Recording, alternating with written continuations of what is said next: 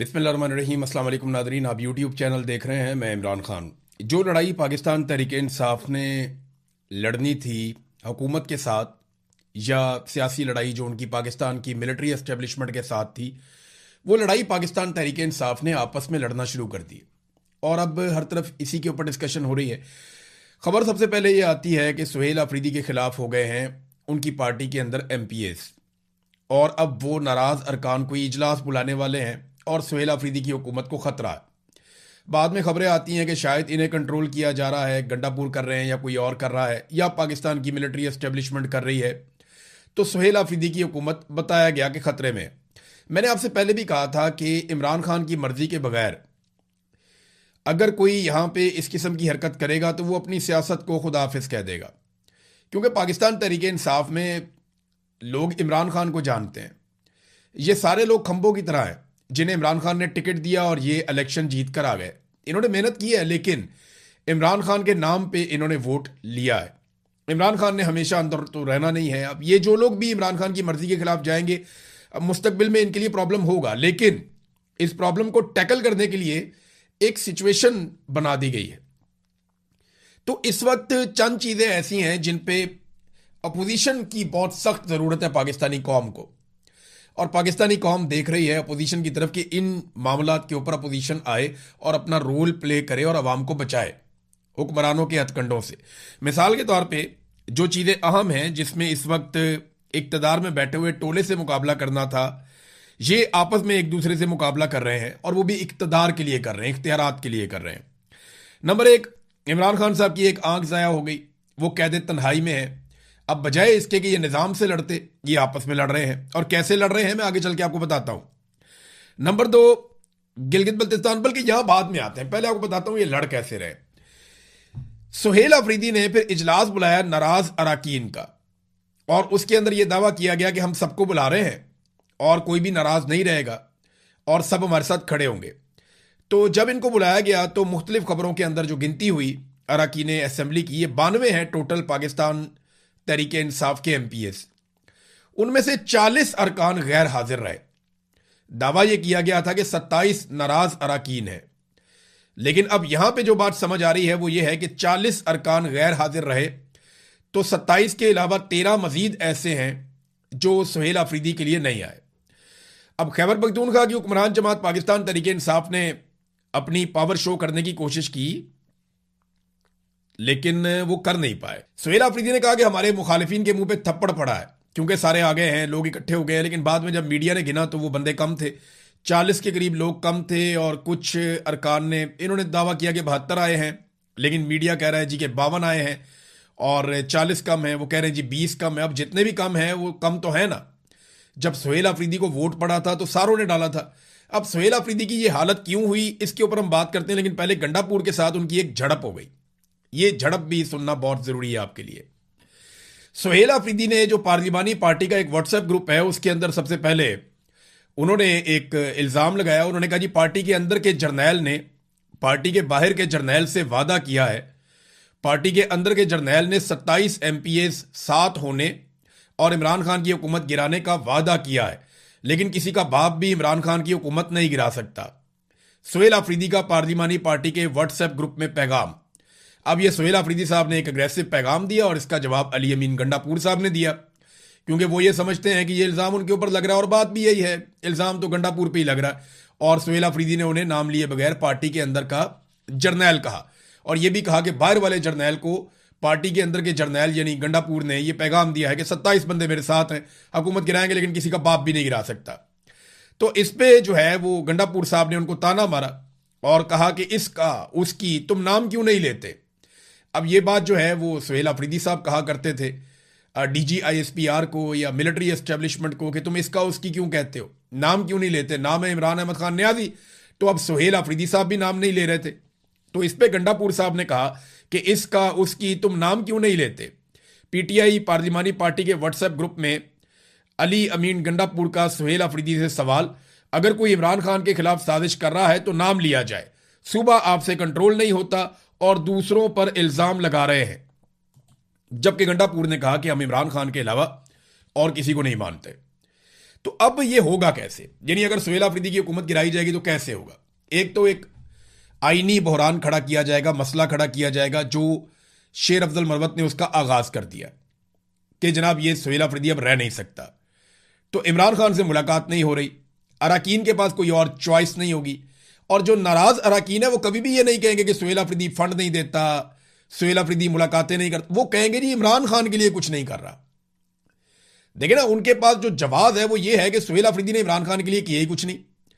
जो सुहेल अफरीदी को मौका मिला कि नौजवानों को इकट्ठा करते, यूथ को इकट्ठा करते, स्टूडेंट्स को इकट्ठा करते, नौजवानों की एक बड़ी पावर इकट्ठी करते, लाखों नौजवानों को अपने पीछे खड़ा करते, सुहेल अफरीदी वो करने में नाकाम रहे। उन्होंने ना कॉरिडोर्स के अंदर और ईवानों के अंदर ज्यादा तवज्जो दी, उन्होंने तवज्जो दी मुज़ाकरात में, बातचीत में, इन चीजों पे उन्होंने ज्यादा बिलीव किया। वो ग्राउंड के ऊपर कारकुनों को या नौजवानों को मुतहर्रिक करने में नाकाम रहे। अगर सुहेल अफरीदी के पास इस वक्त नौजवानों की एक बहुत बड़ी ताकत मौजूद होती तो वो बेहतर बार्गेनिंग की पोजीशन में होते, उनके सारे पार्लियामेंटेरियन भी उनके साथ खड़े होने पर मजबूर होते और कोई उनके सामने जबान भी ना खोल सकता। गंडापुर ने दो काम किए थे, एक तो एस्टेब्लिशमेंट के साथ भी ताल्लुकात बना के रखे थे और गंडापुर ने अपने मामला चलाए थे मुज़ाकरात में भी, उस तरफ भी, लेकिन साथ साथ गंडापुर ने कुछ ना कुछ करके पब्लिक का भी एक मामला बना के रखा हुआ था, एक मोटिवेशन वहां पे भी बरकरार रखने की कोशिश की हुई थी। लेकिन जब बार बार लोगों के साथ धोखा हुआ तो लोग गंडापुर से मुतनफर हो गए। अब सुहेल अफरीदी आ गए, इमरान खान साहब ने कहा जनाब आप जाएं और जाके आप स्ट्रीट मूवमेंट करें। तो स्ट्रीट मूवमेंट के नाम पे सुहेल अफरीदी साहब ने अभी तक टके की कार्रवाई नहीं की, ये सिर्फ घूमते हैं और जहां जाते हैं इमरान खान का झंडा उठा के या उसकी तस्वीर उठा के लोग निकल आते हैं। लोग इमरान खान से प्यार करते हैं, लेकिन जिसको एक्चुअली स्ट्रीट मूवमेंट कहते हैं उसका सिर्फ ऐलान हुआ है, अमली तौर पे कुछ नहीं हुआ। तो सुहेल अफरीदी साहब ने अपने हाथ और अपने पांव खुद ही काटे हैं। यानी अब सुहेल अफरीदी के ऊपर इल्जाम किस तरह के लगाए जाएंगे? जनाब ये मोहसिन नकवी से मुलाकातों में एंगेज है, इंडोर एहतजाज तक इन्होंने अपने आप को महदूद कर लिया है, खान की आंख के जाया हो जाने की खबर के ऊपर भी कुछ ना कर सके। तो ये बातें दुरुस्त हैं, अगर लोग एहतजाज करेंगे या नाराज अरकान इसको जवाब बनाएंगे तो सुहेल अफरीदी के लिए मुश्किल हो जाएगा इन बातों का, इन चीजों का जवाब देना उन अरकान के सवाल उठाने के बाद। अब खबर एक और आई है कि आज के दिन में पाकिस्तान तहरीके इंसाफ के नाराज अरकान असेंबली का इजलास तलब किया गया। तो सुहेल अफरीदी जो 52, चलो 72 या 52 जितने भी हैं, इन बिटवीन ही है ना, वो बंदे तो इकट्ठे कर दिए लेकिन बंदे बीच में मिसिंग है। अब दूसरी तरफ जो आज नाराज अरकान का इजलास होगा, देखते हैं उसमें कितने लोग आते हैं। और यह दावा किया जा रहा है कि आज के दिन में नाराज अरकान ने अपना एक एजेंडा तय किया है कि बानी पीटीआई इमरान खान की रिहाई के लिए तहरीक का ऐलान किया जाए। मैंने आपसे कहा था ना कि यही वो करेंगे, इसके अलावा उनके पास और कोई रास्ता नहीं है। वो ये नहीं कह सकते कि हमें फंड नहीं मिल रहे, हमें पैसा नहीं मिल रहा, हमें वजारत नहीं मिल रही, हमें इख्तियार नहीं मिल रहे, हमें वजीर आला नहीं मिलता। ये बातें लोग नहीं मानेंगे। वो एक ही बात कर सकते हैं कि सुहेल अफरीदी इमरान खान को निकालने में और तहरीक खड़ी करने में नाकाम रहा, और ये बात कुछ हद तक उनकी ठीक भी होगी और उसमें वजन भी होगा। अब जिन लोगों को मिलकर मुकाबला करना था मिलिट्री एस्टेब्लिशमेंट का और उनके जुल्म का, और अवाम को बचाना था उनके अताब से, वो आपस में इक्तदार के लिए दस्तो गिरेबान है। कौन कौन सी चीजें जहां पे उनको लड़ना था? नंबर एक, इमरान खान साहब को उनकी आंख तक जाया होगी, उनको कैद तन्हाई में रखा हुआ है, वहां नहीं लड़ रहे, आपस में लड़ रहे हैं। गिलगित बल्तिस्तान के इलेक्शन में पूरा निजाम जानबदारी दिखा रहा है, वहां आवाज नहीं उठा रहे, वहां नहीं लड़ रहे, आपस में लड़ रहे हैं। कश्मीर की हसास तरीन सूरत हाल है इस वक्त, उसके ऊपर बात नहीं कर रहे। जो इस वक्त ज्वाइंट एक्शन कमेटी है कश्मीर की, ज्वाइंट अवामी एक्शन कमेटी, उनके और हुकूमत के बीच में जो मामला आते हैं तो अपोजिशन कहां है, वो उसके ऊपर भी बात नहीं कर रहे। खौफनाक बजट तैयार किया जा रहा है, रोजाना की बुनियाद पे मैं खबरें दे रहा हूं और लोग खबरें दे रहे हैं, आईएमएफ की रिपोर्टें आ रही हैं, नेपरा की मैंने आपको एक रिपोर्ट पढ़ के सुनाई, बहुत सारी चीजें रिकॉर्ड पे आ रही हैं, इसके ऊपर हुकूमत नहीं बोल रही। खैबर पख्तूनख्वा की हुकूमत की मैं बात कर रहा हूं, या चले अपोजिशन कहते थे, अपोजिशन इस पे काम नहीं कर रही। अपोजिशन की तवज्जो है कि आपस में एक दूसरे का गिरेबान कैसे पकड़ना है। तो बढ़ती हुई दहशतगर्दी और पाकिस्तान की इंटेलिजेंस एजेंसियों का फेलियर, इसके ऊपर वो बात नहीं कर रहे, क्योंकि इंटेलिजेंस एजेंसियों की सारी तवज्जो सियासत के ऊपर है। गिलगित बल्तिस्तान का इलेक्शन कैसे करना है, कश्मीर का इलेक्शन कैसे करना है, इक्तदार में कब्जा कैसे रखना है, अगली आईनी तरमीम कैसे करवानी है, अपने इक्तदार को टूल कैसे देना है, अपने मफादात का तहफ़्फ़ुज़ कैसे करना है, वो सारे इस काम में लगे हुए हैं मिलिट्री एस्टेब्लिशमेंट। और इंटेलिजेंस के लगातार फेलियर की वजह से पाकिस्तान में दहशतगर्दी के वाकयात बढ़ते चले जा रहे हैं, इसके ऊपर भी कुछ नहीं कर रहे। बैनुल अक़वामी हालात जिस नौइयत के हैं, खारजा पॉलिसी में कोई आवाज नहीं उठा रहा, कोई बात करने के लिए तैयार नहीं है। और जो इस वक्त पाकिस्तान का गरीब आदमी पिस गया, चाहे वो पेट्रोल की कीमत है, चाहे बिजली की कीमत है, चाहे गैस की कीमत है, चाहे लेवी इतनी बड़ी लगा दी इन्होंने कौम के ऊपर कि बेड़ा गर्क कर दिया। और आईएमएफ ने जो 5 साल का इनको पूरा एक बनाकर दे दिया पुलंदा के, जनाब इस तरीके से आपने लेवी लेनी है 5 साल तक। और जिस तरह आपने 4 सालों में कौम की जेब काटी है, आपने एक जेब काटी है कौम की 4 सालों में, अगले 5 सालों में आपने कौम की दोनों जेबें काट लेनी है। यानी जितनी लेवी आपने इकट्ठी की 4 सालों में, उससे दुगनी से ज्यादा अगले 5 सालों में आपने इकट्ठी करके देनी है। ये आईएमएफ ने टारगेट दे दिया। अब इन चीजों पे बजाय इसके कि ये लोग बात करते, ये आपस में लड़ रहे हैं और कौम इनका तमाशा देख रही है। नाज़रीन, गिलगित बल्तिस्तान में पाकिस्तान पीपल्स पार्टी, नून लीग, इनकी लीडरशिप का लंडा बाजार लगा हुआ है, मगर अवाम रैलियां निकालती है सिर्फ कैदी नंबर 804 के नाम के ऊपर।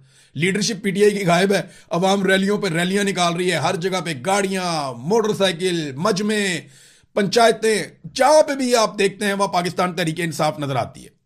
हालांकि जो इस वक्त हुकूमत में बैठी हुई जमातें हैं, वो कुछ ऐसे विजुअल्स अभी तक नहीं दिखा पाई। वो बाहर से बंदे ले लेकर जा रहे हैं कि किसी तरह बंदे तो इकट्ठे करें, कोई 1-2 जलसे तो हम करके दिखा दें, कोई एक आधी रैली हम करके दिखा दें। तो वो बेचारे उसकी कोशिश कर रहे हैं। एस्टैब्लिशमेंट के पास अब बदतरीन धांधली करने के अलावा कोई रास्ता गिलगित बल्तिस्तान में नहीं बचा, जबकि अवाम के पास भी अपने बाजुओं के बलबूते पर नताइज हासिल करने के अलावा कोई रास्ता बाकी नहीं बचा।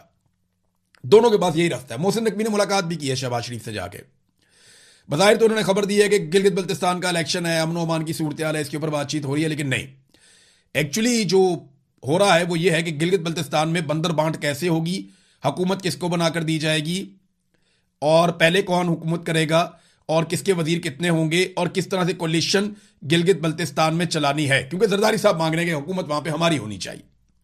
अभी इलेक्शन नहीं हुआ, जरदारी में और शहबाज शरीफ में यह तय हो रहा है, और मोहसिन नकवी जो आसिम मुनीर साहब का नुमाइंदा है, वो उन तक पैगाम रसानियां कर रहा है कि जनाब वहां पे हुकूमत कैसे बननी है, वुज़रा कितने होंगे, किसके होंगे, क्या होगा। आप अंदाजा कर ले कि अभी इलेक्शन वहां पे नहीं हुए और हुकूमत का फैसला पहले से हो रहा है। इस तरह के इलेक्शन तो पाकिस्तान में कभी सुने भी नहीं थे। जो निज़ाम इन्होंने इस वक्त खड़ा कर दिया पाकिस्तान में, हमने कभी माजी में ऐसा सोचा भी नहीं था, ऐसी चीजें देखी भी नहीं थी। सोहेल अफरीदी क्या वाकई फंस गए, उनकी वजारत आला चली जाएगी। इसके ऊपर ना सबसे बड़ा जो शेर अफजल मरवत ने जो केस किया हुआ ना, वो केस इसमें सबसे इंपॉर्टेंस इख्तियार कर जाएगा। वो बिला वजह नहीं किया। वो शहजाद अकबर की खबर है कि चक शहजाद के अंदर एक मीटिंग हुई थी, और उस मीटिंग के अंदर बाकायदा राणा सनाउल्लाह साहब भी थे, उन्होंने कहा कि गंडापुर भी थे, और शेर अफजल मरवत भी थे, और लोग भी थे। तो ये बातें तय हो गई थी कि अब एक केस किया जाएगा, इस तरीके से सोहेल अफरीदी को उठाकर गंडापुर को लाया जाएगा। और वजह बनाई जा रही है जनाब के इमरान खान को निकालने की कोई कोशिश नहीं हो रही, और दूसरी बात, इमरान खान तक वैसी रसाई नहीं है, तो उनकी राय इसके बारे में क्या होगी वो तो सामने आ ही नहीं सकती। नादरीन, ये सारा कुछ तो चले चलता रहेगा, लेकिन एक बड़ी मजेदार खबर आई, मैं आपके साथ शेयर करूंगा, बड़ा इंजॉय करेंगे इसको। पीएमएलएन के कुछ अकाउंट्स ने नवाज शरीफ का एक रिजल्ट कार्ड जारी कर दिया। मैंने ये बहुत सारे लोगों को इस पर तनकीद करते हुए देखा, मैंने बहुत सारे लोगों के अकाउंट्स पे पढ़ा, मैंने सभी का आदमी साहब हैं और कुछ और लोग हैं वहां मैंने पढ़ा। तो ये रिजल्ट कार्ड जरा आप देखें, बड़ा मजेदार है। ये नवाज शरीफ का रिजल्ट कार्ड है 1968 का, जब नवाज शरीफ साहब बिल्कुल एक बच्चे होंगे। तो नवाज शरीफ का रिजल्ट कार्ड है, लाहौर इसके ऊपर लिखा हुआ है, रोल नंबर उनका लिखा हुआ है, 1968 लिखा हुआ है। तो बीए का रिजल्ट कार्ड है नवाज शरीफ का, और दावा यह किया जा रहा है कि मियां साहब देखें कितने अच्छे नंबरों के साथ पास हो गए थे। इन्होंने 300 से ज्यादा नंबर लिए थे उस वक्त, ये कोई सेकंड डिवीजन बनती थी, सेकंड हाई डिवीजन, इस तरह की बातें लिखी हुई हैं। लेकिन सबसे मजे की बात यह है कि जिसने ये रिजल्ट कार्ड बनाया ना, उसने नवाज शरीफ की फोटो 2018 वाली लगा दी। आप अंदाजा करें कि इमरान खान ने कहा था एक तो ये पढ़े लिखे नहीं है, बेवकूफ हैं, और इन्हें अकल भी नहीं है। अब पता नहीं किसने इनको बनाकर दे दिया और यहां पे वायरल होना शुरू हो गया सोशल मीडिया के ऊपर। कैसे बेवकूफ लोग हैं, अकल से पैदल हैं। सोशल मीडिया पे डाल भी दिया, वायरल भी हो गया। और 2018 में जो नवाज शरीफ की फोटो थी, जैसे नवाज शरीफ 2018 में दिखते थे, 1968 के रिजल्ट कार्ड पे वो फोटो लगी हुई है। यानी 1968 का रिजल्ट कार्ड, तो नवाज शरीफ तो बच्चा बलूंगरा होना चाहिए, बिल्कुल छोटी उम्र के होना चाहिए। लेकिन ये किसने किया? ये कुछ शरारत लगती है मुझे, किसी ने की है, और नवाज शरीफ को शायद गंदा करने की कोशिश की है। लेकिन अब वहीं से बंदे इतने बेवकूफ हैं, अकल ही नहीं है, वो उठा उठा के उसको लगा रहे हैं, और वो कह रहे हैं जनाब ये देखो नवाज शरीफ साहब का रिजल्ट कार्ड, इन नवाज शरीफ साहब के नंबर आए हुए हैं। अजीबोगरीब सूरत हाल है। वैसे कोई अकल मौत है ही नहीं किसी को। ये तो बिल्कुल कैलिबरी फॉन्ट वाला काम हो गया कि जनाब फॉन्ट बाद में बना, हमने उससे पहले तहरीर कर लिया तो नवाज शरीफ 2018 में तस्वीर बाद में बनी, हमने जनाब 1968 में पहले से ही लगा दी थी। तब तो आर्टिफिशियल इंटेलिजेंस भी नहीं था कि कोई अंदाजा कर लेता कि बूढ़ा होकर नवाज शरीफ कैसा लगेगा। बहरहाल मौजें ही मौजें, दोनों तरफ मौजें हैं। जो इसके ऊपर लगा लगा के बातें कर रहे हैं वहां भी मौजें हैं, पीटीआई के लोग भी इसको फैला रहे हैं, वो इंजॉय कर रहे हैं, वहां भी मौजें हैं, और जो नून लीग वालों ने किया वहां भी मौजें हैं। तो अकल नहीं तो मौजा ही मौजा। नाजरीन अब आ जाएं जरा थोड़ा सा इंटरनेशनल खबरों की तरफ। मेरे पास दो खबरें हैं। एक जो सबसे इंपॉर्टेंट खबर है वो है एक तारीखी किला, मैंने आपको बताया था पिछले वीलॉग में, जिसके ऊपर कब्जा कर लिया है इसराइल ने, और बेंजामिन नेतन्याहू ने उसे अपनी एक तारीखी कामयाबी करार दिया है, और वो कहते हैं हम ये किला नहीं छोड़ेंगे। दूसरी तरफ पूरी दुनिया हिल गई है कि ये कैसे हो सकता है कि मुल्क के बड़े बड़े इलाकों के ऊपर वो कब्जा करते चले जा रहे हैं। तो इसराइल एग्जैक्टली अपनी एक्सपेंशन कर रहा है, अपने मुल्क को फैला रहा है। जो उनका एक मंसूबा है, वो कहते हैं कि हमारा मैप जो है वो वहां तक जाएगा जहां तक हम अपना हक समझते हैं, और उन्होंने उसका एक मैप जारी भी किया हुआ है। फ्रांसीसी वजीर खारजा ने यह कहा है कि इसराइली फोर्सेस के हाथों लबनान के तारीखी बेफोर्ट किले पर कब्जे के बाद उन्होंने अक़वाम मुत्तहिदा की सलामती कौंसिल का हंगामी इजलास तलब किया है, और यह बताया गया कि हमने अक़वाम मुत्तहिदा की सलामती कौंसिल के हंगामी इजलास की दरखास्त की है। अगरचे हम दीगर ममालिक की तरह इसराइल के हक़ दिफा को तस्लीम करते हैं, लेकिन कोई भी चीज़ इसराइली फ़ौजी कार्रवाइयों के तसलसल और लबनानी सरजमीन में मजीद पेशकदमी का जवाब फराहम नहीं कर सकती। अब देखना यह है कि इस पर बाकी ममालिक किस किस्म का रद्द-ए-अमल देते हैं। देखें, बरतानिया को, अगर यहाँ पे बरतानिया इसराइल के हक में वोट करता है, देखें वीटो की पावर तो बरतानिया के पास है, अमेरिका के पास है, फ्रांस के पास है, चाइना के पास है और रशिया के पास है। चाइना और रशिया तो मुझे लगता है कि वो इस कब्जे के खिलाफ वोट देंगे। फ्रांस ने खुद ये बुलाया तो वो भी इस तरफ हो जाएगा। लेकिन अमेरिका के बारे में अभी कुछ कहा नहीं जा सकता, क्योंकि ये एक खालिसतन कब्जा है। इसके ऊपर डोनाल्ड ट्रंप क्या राय देते हैं, जब डोनाल्ड ट्रंप की राय आएगी ना, तो दबाव किस पे पड़ जाएगा, बोर्ड ऑफ पीस के ममालिक के ऊपर, कि जनाब वो तो ज्यादतियों को जस्टिफाई कर रहे हैं, तो आप बोर्ड ऑफ पीस में क्यों बैठे हुए हैं, ये तो मुतनाज़े हो गया, आप निकले इसमें से। तो एक नई सिचुएशन बनेगी। इस सिचुएशन पे हम नजर भी रखेंगे, बात भी करेंगे। ईरान ने एक स्टेटमेंट दिया है, और जो तस्नीम उनका न्यूज़ है वहां से ये सरकारी खबर आई है कि अगर ट्रंप ने अपने तजावीज़ को तब्दील किया, एग्रीमेंट के अंदर जो ड्राफ्ट था उसमें उन्होंने अपनी तजावीज़ को तब्दील किया, और ये खबर भी आई है कि ट्रंप ने कुछ तजावीज़ को बदल कर ईरान के लिए भिजवाया है कि आप इन चीज़ों को कबूल करें। तो उन्होंने कहा जी फिर ईरान भी रिवीजन करेगा, यानी ईरान भी नज़रसानी कर सकता है अपनी उन तजावीज़ के ऊपर जो अमेरिका भेज रहा है, और उन तजावीज़ के ऊपर जिन पे पहले इत्तफाक हो गया था कि अगर अमेरिका को यह हक है कि वो तजावीज़ के ऊपर रिव्यू कर सकते हैं, उनको चेंज करके दोबारा भिजवा सकते हैं, तो फिर ईरान भी ऐसा कर सकता है। कुछ भी अभी फाइनलाइज नहीं हुआ, और ईरान कोई भी ऐसा एग्रीमेंट एक्सेप्ट नहीं करेगा जो उसके मफाद के खिलाफ होगा। बहरहाल अब तक के लिए इतना ही। अपना ख्याल रखिएगा, अपने इस चैनल का भी। अल्लाह हाफिज़।